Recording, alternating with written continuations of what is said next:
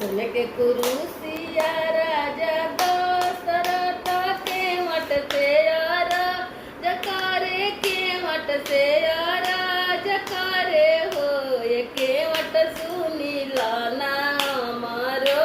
आरजिया कौशल्या रानी उदास भली कौशल्या रानी उदास भली एके वटलाई दाना बैरन बसुड़िया कौशल्या रानी उदास भैली कौशल्या रानी उदास भैली हो आतन बचन के वट सुनले सुनही नाही पावेले धनिया से अराज करे हो ये धनिया कौन निर्वंशी मुहवा देखनी त काम ना सफल भैले काम ना सफल भैले हो ए धनिया